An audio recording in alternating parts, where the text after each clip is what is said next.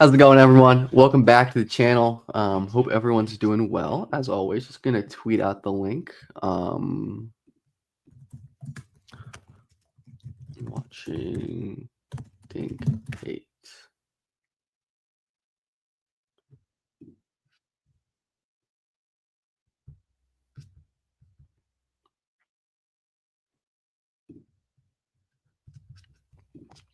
Hope everyone's doing well today.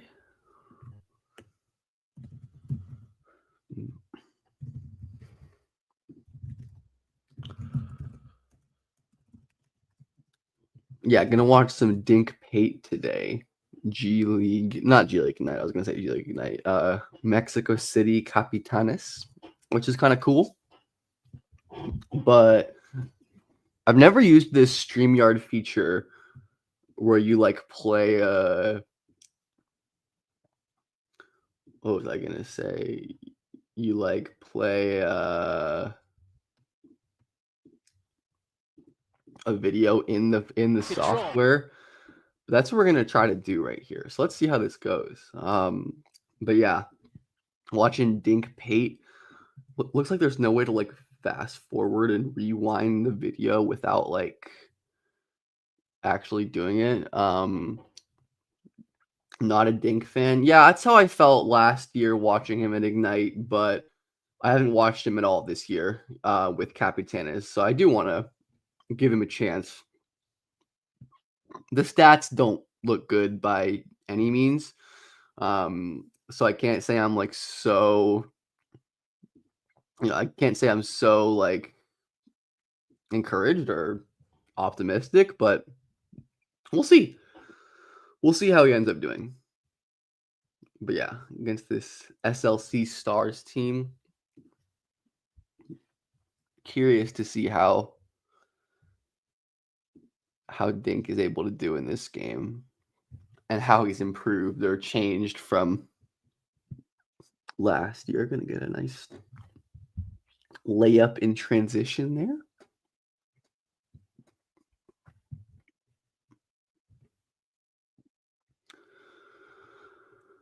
But yeah, I'm curious to see how this game goes, and how this StreamYard video kind of thing works. But we'll see. We'll see how it goes. Oscar Shibwe, that's a goat right there. That is a goat right there. The Oscar Shibwe Isaiah Thomas Salt Lake City Stars is hilarious. Dink Garden off the ball. Looks like he's getting ready to help pretty early. Doesn't get back out there to contest though. Tavion Kinsey, man. I love watching G League hoops. Just like a bunch of random old fringe prospects who I can reminisce on and talk about. But let's see if we can get Pate the ball here. What's up, Tulip? How's it going? Just enjoying some Dink Pate film here today.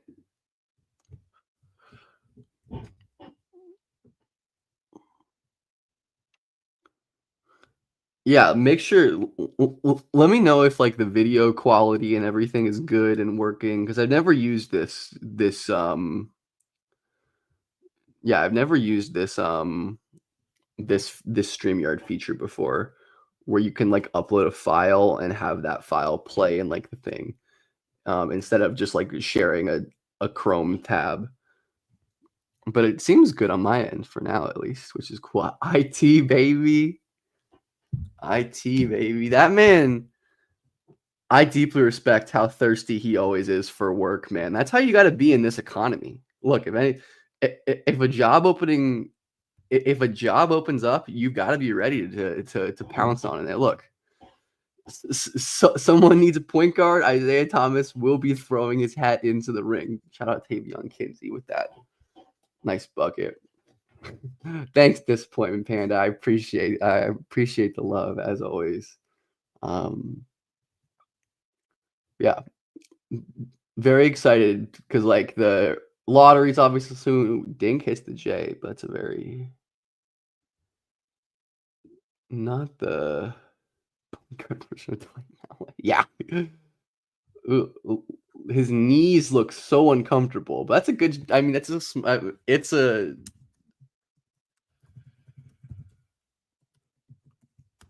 yeah, his knees just freaking that looks painful.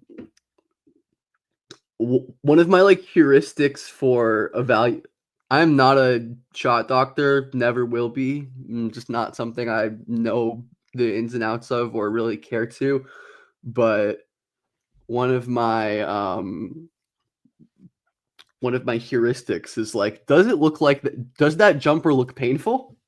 And if so, it's not good. Yeah, the Amore ACL is so sad. Ugh, she's such a beast. I was so excited for her this year. Um, I know it's just so tough with like how little rest rookies have from their season ending. Also, just like a lot of WNBA players, like or at least prospects, like their training is behind. Um, I think there was I saw a study. Ooh, it looks like Peyton missed the corner right there. Wait, let me 540. Yeah, I mean he probably should have passed to this weak corner.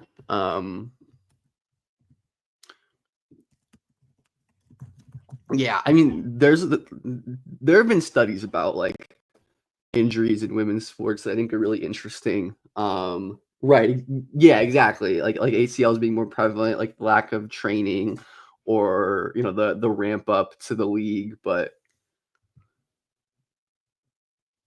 I think there was some study about like menstrual cycles and ACL injuries having some correlation, which was really interesting and not something I'd ever think about. Um, but yeah, obviously a huge bummer. I mean, I just obviously never want to see the injuries, especially for like these really fun, cool players.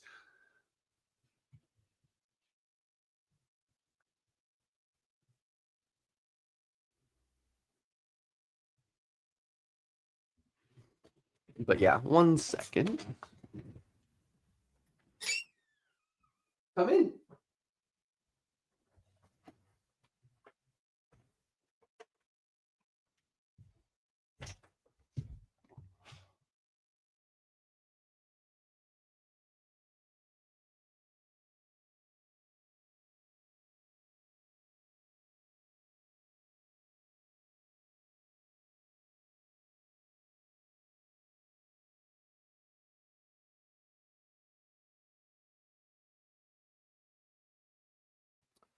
All right, returning. But yeah, let's keep watching this. Keep watching this Dink Pate tape. Unfortunately, nothing really too positive or negative yet for Pate. I mean, he had the one missed pass and the one catch and shoot three. We'll see if we get any more stuff. I picked a pretty good box score game, or one of his better recent box score games. So hopefully, at some point, we'll get some good stuff. Oh, is that Bryce? No, it's not Bryce, is it?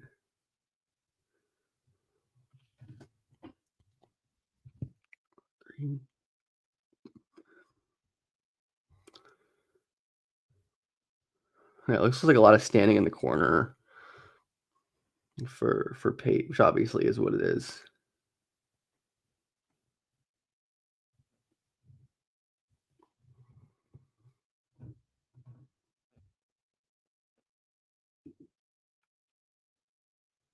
There we go, grabbing the board. Let's see him push. Okay, no, it looks like he's just gonna very low, very low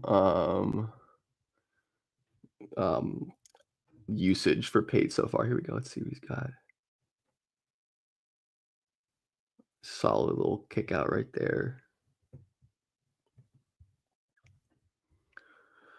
But yeah, I'm excited for all like the early entrants and like the draft lottery. Obviously, what lottery's in like 12 days or something like that.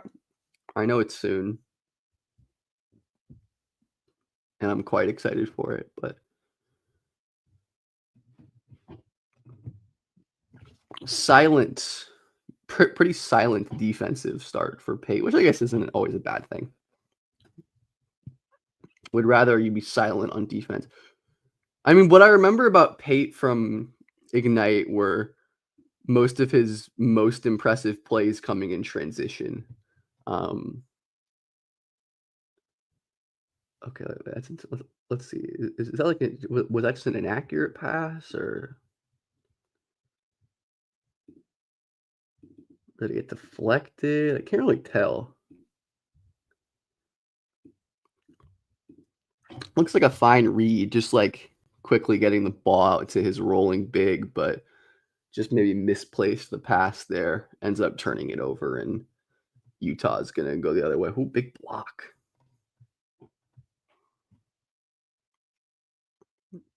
I do not miss watching G League Ignite or just like G League basketball in general, to be perfectly honest. Like it it's just it's not a good product. Especially Ignite was brutal.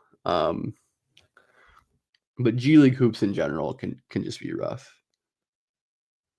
Oscar. Ugh, man, I thought Oscar was gonna be so good in like 2018. I was like, this guy's like Giannis in high school. I was paid again.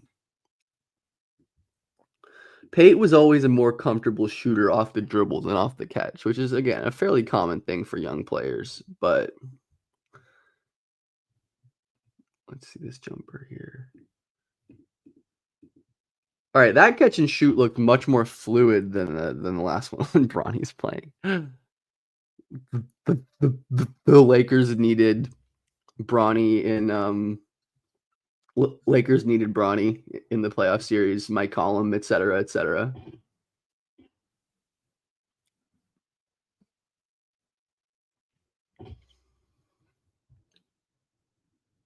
Disappointingly low usage for Pate, unfortunately, but okay, very aggressive low man defense. That's been like the one of the notable things. Bronny is center. I think Hayes was fine. I don't know. I mean, I feel like he should have. I feel like JJ should have played Hayes more, to be honest. Not that that was a good option, but I feel like it was a better option than just giving Gobert a layup line. Um, but I don't put the Lakers. I mean, I think the Lakers losing was just like a 95% a roster issue. I don't think JJ had the best series in the world, but I think it was almost entirely a roster issue. Like they just had a five usable players. Yeah, Claxton would be awesome, assuming he can get back to like his 2022, 2023 form, which I assume he can. Like just seems so insanely disinterested. Um yeah, just seems so disinterested throughout this entire season, which like I do understand, but still. Pate cut into the middle. Good skip pass right there.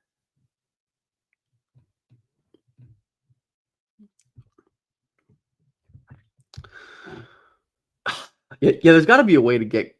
I don't know. I, I don't know if I give up Rui for Claxton. It's crazy that's like a thing where like my gut is like I don't want to give up Rui. Um, I mean, just like kudos to him for developing this much, but centers in the upcoming draft for the Lakers is tough because they only have a pick in the 50s. Like, there's not going to be a center for them unless they trade up, which I probably wouldn't do. I don't think this is really the class for that, unless they want to trade up into like the second round if like a Kalkbrenner falls. Like, I think Kalkbrenner would be amazing for them, just like ready-made, plug-and-play big man who I think could be solid for them immediately, pretty much. Um, but like, I don't even know who's going to be on the board at 50 something for centers. I don't think there's going to be any good options. Maybe like Hansen Young, but I don't think you can rely on him anytime soon to be a contributor. Just based on the consensus board, I like Jameer Watkins and Sion James a lot. For some reason, like Darion Williams is often mocked around the Lakers range, which is ridiculous. Yeah, Young is not a Luka big for sure. But no, I mean like I'd say like there should be some wings. Yeah, like Sion James is awesome. I have Sion as like a mid early second round guy, but consensus boards and mocks tend to have him falling to the late second round. Same with Jameer Watkins, honestly, who I view as like an early second, late first talent. Who I mean, I guess he first. I mean, he has to actually declare for the draft, like stay in the draft first, which is insane. Um, but Sion is a good option. I'm trying to think guys are going to be around there. I like Milos Uzon if he's there. I'm just looking at the consensus board. Like if Pettyford falls that far for some reason, they should definitely get Pettyford. Um, Max Shulga is another name I like in that range. Um, I'm still working on my board, like filling it all the way out to. I mean, this is just like, I mean, as you may have seen, like that they're like a historically low number of early entrants, at least for recent years. Um, so there's just like not as many good players to rank. Like someone there's, I mean, I had to take so many like first round, second round guys off my board just because they're not going to be in this draft. Um, do I think Harper has an All NBA ceiling? Absolutely. I think Harper's absolute peak is like a fringe top 10 guy. Not saying he's going to get there, but yeah, I'd say that's probably his ceiling. But yeah, I guess that Harper has a pretty decent chance at making an All NBA team or two in his career. I mean, he's just that good to me. Let's go. Pate's coming back in. But yeah, I mean that late second range, like if Javon Small falls, I like Javon Small. I like Otega Owe if he stays in the draft. Kobe Johnson. There's a lot of like fringy wings who could be interesting late second options. Like John Tonji is really old. Um,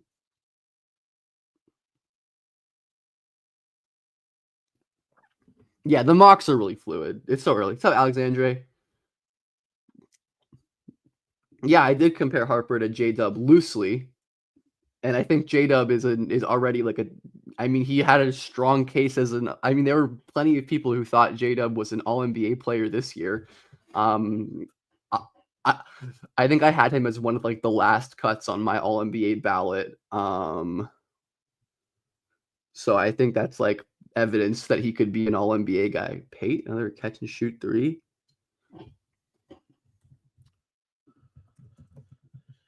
Coward, I need to watch Coward. I still haven't watched Coward. I mean, Capella is probably an upgrade. I mean, that's not saying much, but he's probably an upgrade. Like he's I don't know.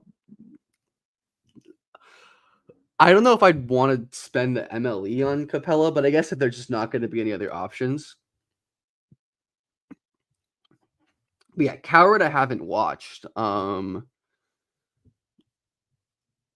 I'm probably gonna have to watch a good amount of Coward's 2023 tape, just right because he only played like 5 or 6 games this year, and they were all against bad teams. I think he seems like the guy who gets like a big mainstream bump.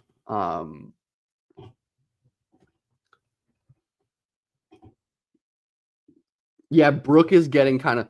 I'm I mean, I think Brook would be really helpful on offense. He's just kind of getting giga washed on defense at this point. Like he was so bad in the Pacers series. It was really rough. I think people are underrating Nolan Traore. I've kind of felt that way forever. I mean, I think I'm around consensus, but there's a lot of like draft Twitter people who like don't even think he's like a draftable prospect, which is just insane to me.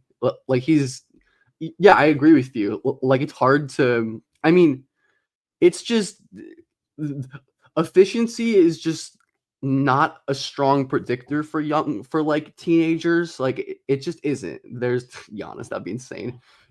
It's yeah. I mean, efficiency is just not a powerful indicator at least just like by itself without context for young players. So I don't think I mean I think there's legitimate reasons to fade Traore, but I don't think just like citing his true shooting is one of those reasons. Like it's just there's so many players who are not that efficient early in their careers. But I think I mean I think I've gotten lower on Traore's ceiling throughout the season, but probably higher on his floor. Just because I think Traore's defense this year was pretty impressive in the French league. I really like his defensive upside. His catch and shoot 3%. He was a good catch and shooter. Like he can clearly execute an offense. Um, and he just has like a level of juice that most like failed Euro guards don't. Like, yeah, Traore is a solid playmaker. Absolutely. It's not like he's not like amazing or anything. I'm actually very curious to do Traore's playmaking charting. To dive more into his like how good of a passer I actually think he is. But yeah, Traore's big. He's big. He can clearly run an offense. Also PT, that's crazy. um, but yeah, I think Traore, I mean, might just not have the scoring to really have like a crazy star ceiling. Like I maybe thought he did when he was just dominating on drives in lower levels, but I think like he has plenty of room to be a good NBA player. Like I think people are definitely underrating Traore. Like it's hard to it's hard to succeed as teenagers in professional leagues, especially a good one like the French league. Like it's especially for guards, like where the learning curve for guards in pretty much any league is just higher, right? So yeah, look at Pate's. Look at Pate, like his his like release is so weird. His hands are like almost going diagonal away from the rim. Like look at his like guide hand. And even his shooting hand is like pointed towards the corner. Fascinating. Fascinating. Fam, no, I have not watched any of her film, but I've heard that name. I said this before, but I'm not nearly as deep in the Jokic-esque. That's high praise. I'm not nearly as deep in the not nearly as deep in the women's prospect scouting woods as I wish I could be. I'll watch these prospects like I'll know the big names and watch more like when draft times comes. Appreciate it. Yeah, I wish I had time for that, but I probably already overextend myself too much when it comes to basketball coverage, if we're being completely honest. But it's the life I've chosen, so I'm not complaining. Yeah, unfortunately, underwhelming Pate games so far. Very little by way of actual things to take away. There we go. Good transition drive. Terrible finish. Yeah, this is what I remember from Pate at Ignite. It's like being really explosive and good in the open floor, getting downhill, but then great contest by Oscar right there. Man, I wish Oscar was just like either 2 inches taller or like had 5 more inches of vertical. Yeah, I did see that, and I can't believe how many people are still talking and caring about this situation, to be honest, like, who aren't, like, they're I'm like, "I don't care. I'm sorry, man. I don't care what Halliburton's dad is doing." Halliburton already, like, said he didn't care. Um, I don't know. I mean, I just, like, can't like, I know, like, people hate the Pacers and hate the Pacers for some reason, and they're gonna latch on to whatever. I just don't care. Like, it's just funny to me how oh yeah, no, I agree, it is funny to me, but it's crazy how many I'm not saying you, I'm just saying it's crazy how many people are like actually like up in arms about this situation. Or like the Inside the NBA guys spent like a 20-minute segment on one of their post-game shows like arguing about it. I'm just like, this is like this just did not deserve the airtime it's getting. um Bets number one for 2026. Probably. I mean, I feel like my initial thought is her and Miles just like tier 1. Um, her and Miles in tier 1, and I don't have a super strong take yet. Um No, I swear to God, they were like, maybe it was just my sense of time because it was, like, late at night and I was tired, but they were just like, they were all screaming at Shaq, and Shaq was like, "You guys are soft. Players used to be racist to me in Mississippi." And they were just like, "That's terrible. Like, that's not good." Like, and Shaq was like, "You guys are just soft. It doesn't matter." And I'm like, this is th it is this really what's getting the airtime? Dirk, um Flau'jae, I like. Um, Flau'jae seems like a really interesting like combo creator. Lotzson, I don't have a take on yet, but Flau'jae, I like. I think she would have been pretty high for me in this draft if she came out. But probably a tier below Betts and Miles, right? I mean, at least that's what it seems like to me. But like I said, I will have better takes on these players eventually.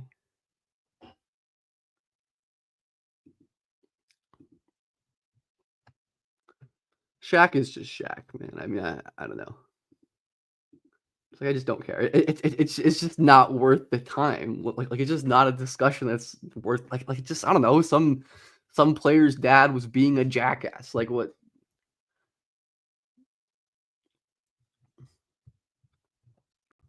Yeah, Miles's defense is really rough. That is true. I mean, I tend to be more forgiving of that for, like, legit initiator prospects. Um, but yeah, Miles's defense is very poor. I agree with that. And I don't have a strong take on Flau'jae's defense, honestly. But I believe you.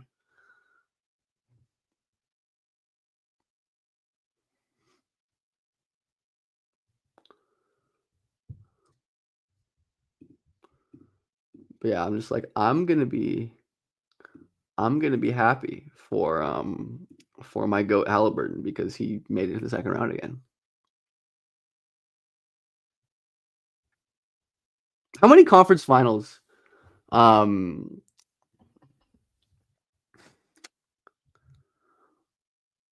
honest, do I think Miles is? I assume you're talking about Miles Tulip. And speaking of Miles, thoughts on Miles Bird? Really interesting process. I have I have trouble I'm still trying to figure out Miles Bird, to be perfectly honest. He's just like such a weird offensive player. His everything about I mean, I think everything for Bird is going to hinge on the shooting projection, right? Because like if he can't shoot, he's just going to be like a Thibault regen and be totally unplayable in the playoffs on offense. But like Bird, great volume, great free throw, makes his long twos, shot versatility, NBA range. Just like the ball doesn't really go in. Um, but his defense is phenomenal. I mean, I like Bird as like a mid late first round guy. I think at some point his like defensive. I'm pretty sure he's the only. I think since 2008, or at least in the Bartorvik database, he's the only player who's ever done 4 block rate, 4 steal rate, 10 threes per 100. Like such a unique player. And he has like some real playmaking skill. He's just like the 2 point scoring and like the driving and the handling for Bird are just like so rough that I can imagine it being really challenging for him to add value. Dink, please get up there and contest. Um, but yeah, I don't. Yeah, I've seen some people say that Axano. I mean, it's just like I don't take. I mean, I just assume they're trolling or being stupid. I don't give them the time of day in my mind, really. No problem. But yeah, Bird is fascinating to me. I love him. He's just a yeah. I mean, anyone who says that is just like a dumb. Is just being dumb on purpose or just is dumb. But yeah, Olivia Miles shooting, I agree with you. I haven't seen a shooting jump like this in a minute. I mean, like, the fact that she had like a whole off season, I guess, because she was injured, like to tweak that. But like the volume jump, the efficiency jump, like the shot versatility jump, like what she can do now as like an off dribble pull up shooter. Oh my lord, Dink Pate. That was some defense. What happened on this? What happened on this screen? I don't even know.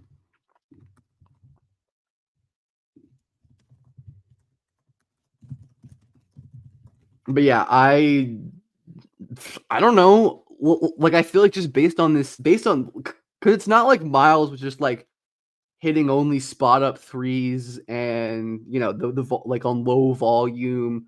He was actually like she was actually like taking contested like difficult off dribble pull ups. And I feel like that's hard to just fluke your way into. Like, maybe the efficiency will drop from being, like, really excellent to just solid or mediocre, but even then, I think you're pretty happy if she's, like, a solid efficiency pull-up shooter in the long term, right? Like, so I tend to buy it, I guess. I tend to um Halliburton is like the least over. I mean, he's so underrated because everybody hates him and thinks he's bad. Like he's the least overrated player ever. It's insane. Um, he's he's elite. I mean, he's an elite offensive player, and his defense has been a lot better this year. He had a pretty good defensive series against Milwaukee. He's an elite player. He's a top 20 guy, and I mean, I just don't think. I don't know. I just don't think like most of the arguments against him are serious. Bird has all the indicators other than scoring the basketball. Yeah, I agree. And that's an important one.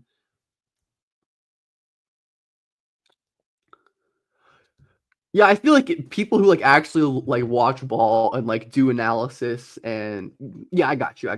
Yeah, I feel like for like people who like actually like watch basketball critically and write and make content and like are smart, he's probably properly rated. Like I feel like most people understand about the like his limitations as a left-hand driver and like with with ball pressure, but like even that's gotten better this year. And like we saw how effective he was as a driver in this playoffs. Like I think Halliburton's scoring issues to me are more are more mental than they are ability. Like he'll just get in modes where he just doesn't even look at the rim on drives and like he's not even trying to create at the rim or be aggressive as a scorer, which is its own issue, right?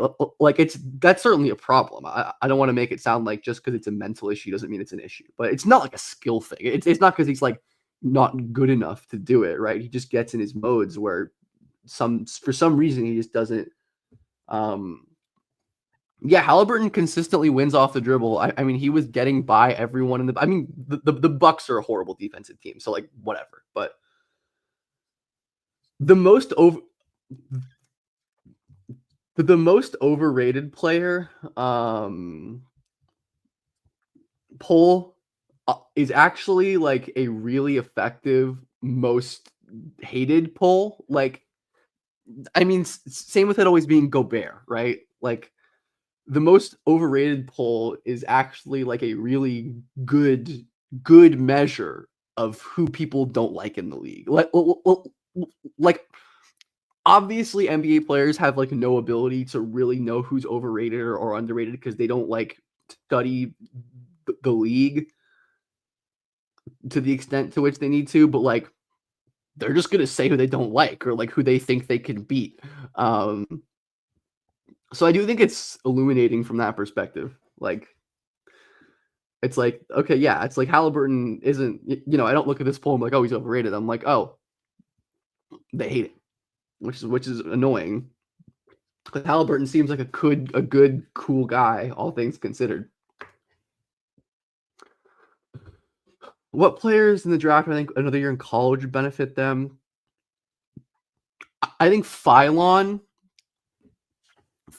going to stay in, and I'm high on Phylon, but I would have loved to see him next year as like a primary on-ball guy at Bama. And then the other big one that comes to my mind is Carter Bryant. I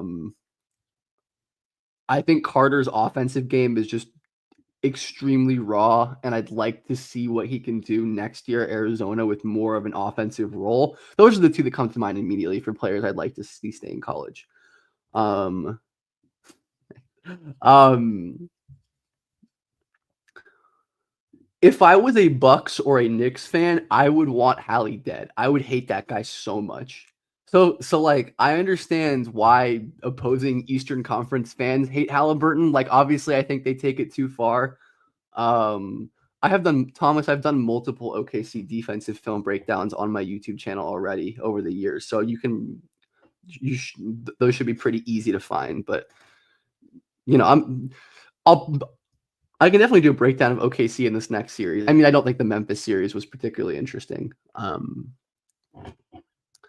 Do I value perimeter or interior defense more? I mean, the lame answer is it depends, but interior defense if you made me pick one, just because I think that's more able to dictate everything. Whereas, like, if you have bad perimeter defense and you have an elite interior defender, you can still like dictate where the ball goes.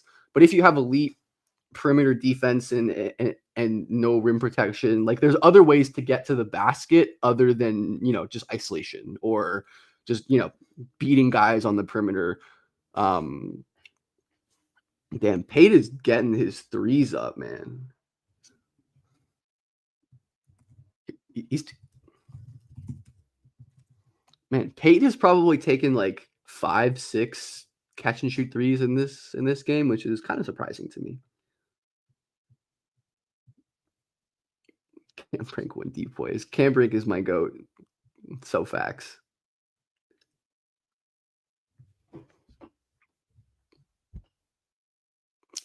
I do think it's funny that in the OKC in the what on earth? I do think it's funny that in the OKC series, the offensive splits on off for Shea and J Dub were like totally flipped from the regular season. Like the J Dub on Shea off lineups were so efficient, and the inverse were not efficient, which is just kind of funny. I mean, I think part of it is just because like Shea had an uncharacteristically weird season. Um, and Dante DiVincenzo. That is a weird one. I don't really understand why you'd hate Dante DiVincenzo. I feel like he's a pretty likable, average player. I don't know. I mean, unless you're like an opposing fan or something of like who he cooks your team. But I feel I don't know. I feel like I don't think I've ever heard someone say that they hate Dante DiVincenzo before. Herder Podge will miss the first Valks game. Yeah, that would be awesome. I remember the reporting on Cam has been like that she was supposedly going to be back in time for like the beginning. Look, I respect being a hater of some random player and having no reason, just like absolutely no reason. You're just like, I don't fuck with this guy, and I don't have a good reason. Right? It's not like Draymond or Dylan who are like, it's so easy to hate those guys. Like Dante, it's like I've never heard anybody hate Dante DiVincenzo. That's crazy. Yeah, exactly. I've literally heard nobody hating Dante DiVincenzo. That's crazy. I respect the uniqueness. It's something different. It's just really funny. Yeah, I feel like if you like did like approval rating polls of everyone, Dante's like general approval rating would be pretty. Did Dante like cook your favorite team or something? Like, what is this beef? Matthew Cleveland and Arthur Kaluma. I like Cleveland as like a sleeper. I've always been a Matt Cleveland fan. He was fun in high school. He used to battle with Jabari Smith in high school, man. Those were the times. I like Cleveland, just like long, some ball skills. Um, Pretty good like wing two-way guy in my opinion, like an E10 summer league. Kaluma, I don't think is an NBA player though. But Cleveland, I'd be pretty interested in. Toronto Tempo is a cool name. I do like that. And I also like their logo and their colors, like it's like maroon and light blue. Like that's a cool ass color combination. And their logo Maybe I like their logo because it looks like the Pacers logo, but I do like their logo. I like their branding. Toronto's a cool basketball city. Yeah, Cleveland. I mean, he just like hasn't been that impactful throughout his career. I agree that he's like fringy, and I love Ron Hall, and then he fought him. That's me. What would I name the Portland team? I don't know, man. I'm not a team name comer up. Portland, the Portland Thorns, one of my favorite brands of like any American sports team. I love the Portland Thorns branding, like their logos, their jersey, like just like the thorns with the roses as like a concept. It's such a good like aesthetic, well thought out. I know that's not really an answer, but I love the Portland Thorns. Thoughts on SAR? Don't have much of a take on SAR. Haven't watched much, and probably am not going to until the summer, unless he like enters the. He's not. I'm pretty sure he didn't early enter this draft, right? So he's not going to be in this draft. So I'll probably watch him this summer. I think I remember watching like I watched like one or two SAR games of like ANGT like a year or something ago. Seemed like an interesting, like long, skilled wing. Um, yeah, Randall is good. I think Randall's pretty. SAR going to Duke. I, I know there were SAR like Illinois smoke as well, but I feel like that's probably not going to happen now that Illinois has all of their Balkans. Randall, I mean, I think Randall like kind of somewhat earnest, like somewhat validly has like a reputation as a playoff faller because he has been in the past. But I mean, I also think this was like just like this context for him is much better than any of the Knicks contexts, and he was good this year, especially the second half of the year. Like after coming back from his injury in like mid March, I think. Um,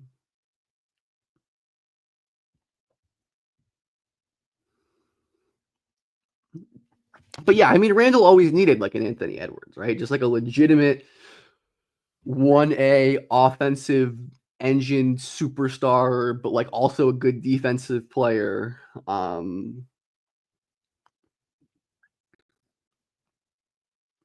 Yeah, Randall and Gobert both probably overhated. I mean Gobert obviously, but good short roll kick by Shibwe. I love Oscar Shibwe, man, such a beast. Yeah, this was. I was hoping for a more fun Dink Pate game, unfortunately, but I he I don't know did very much almost no impact on the game, unfortunately. Oregon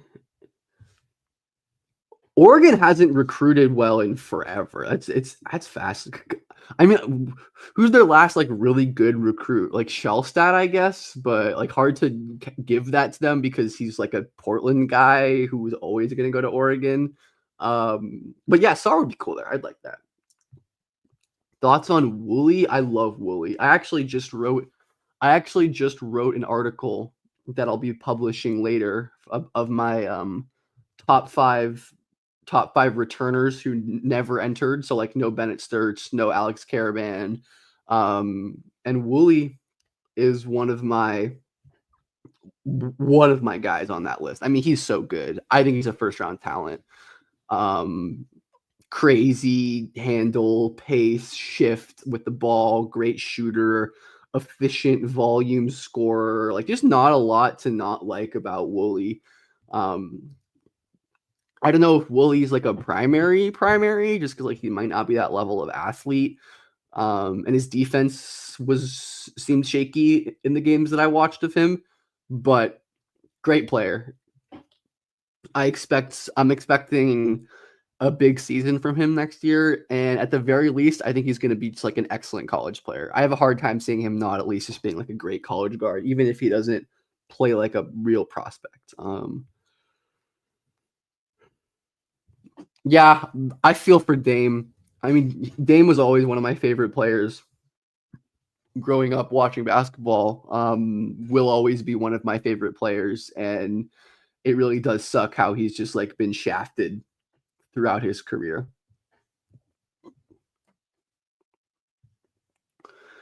Do I think Fee got Depoy's consolation for MVP runner up?